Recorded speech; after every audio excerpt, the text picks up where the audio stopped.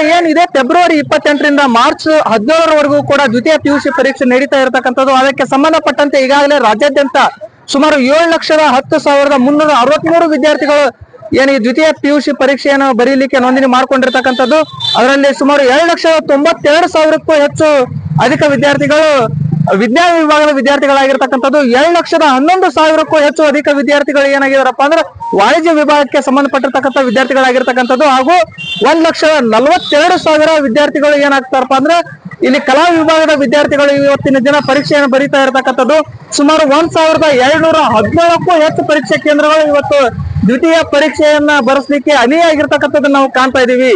ಈಗ BNS ಕಾಯ್ದೆ ಹಾಗೂ ಶಿಕ್ಷಣ ಕಾಯ್ದೆ ಅಡಿ ಒಂದು ವೇಳೆ ಯಾರಾದರೂ ಪರೀಕ್ಷೆಯಲ್ಲಿ ನಕಲನ್ನು ಮಾಡತಕ್ಕಂಥದ್ದು ಅಥವಾ ಕಾನೂನು ಬಾಹಿರ ಕೃತ್ಯವನ್ನು ಮಾಡಿದ್ದಾದ್ರೆ ಕ್ರಮ ಜರುಗಿಸ್ಲಿಕ್ಕೆ ಈಗಾಗಲೇ ಶಿಕ್ಷಣ ಇಲಾಖೆಯು ಕೂಡ ವಿವಿಧ ಪರೀಕ್ಷಾ ಮಂಡಳಿಯ ಮುಖ್ಯಸ್ಥರಿಗೆ ನಿರ್ದೇಶನವನ್ನು ಕೂಡ ನೀಡಿರ್ತಕ್ಕಂಥದ್ದನ್ನು ನಾವು ಕಾಣ್ತಾ ಇದೀವಿ.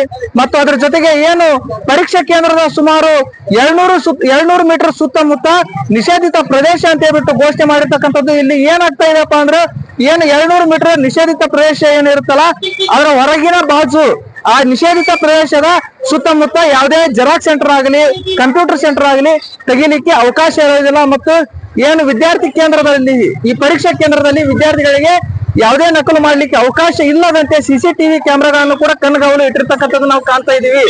ಅದರ ಜೊತೆಗೆ ಮತ್ತೆ ಇನ್ನೊಂದು ವಿಶೇಷವಾಗಿ ಹೇಳ್ಬೇಕಪ್ಪ ಅಂದ್ರೆ ಇಲ್ಲಿ ವಿದ್ಯಾರ್ಥಿಗಳು ಯಾವುದೇ ಎಲೆಕ್ಟ್ರಾನಿಕ್ಸ್ ವಸ್ತುಗಳನ್ನ ಈ ಪರೀಕ್ಷಾ ಕೇಂದ್ರಗಳಲ್ಲಿ ಬಳಸಲಿಕ್ಕೆ ಅವಕಾಶ ಇಲ್ಲ ಅಂತ ಹೇಳ್ಬಿಟ್ಟು ಈಗಾಗಲೇ ಪರೀಕ್ಷಾ ಮಂಡಳಿ ನಿರ್ದೇಶನ ನೀಡಿರ್ತಕ್ಕಂಥದ್ದು.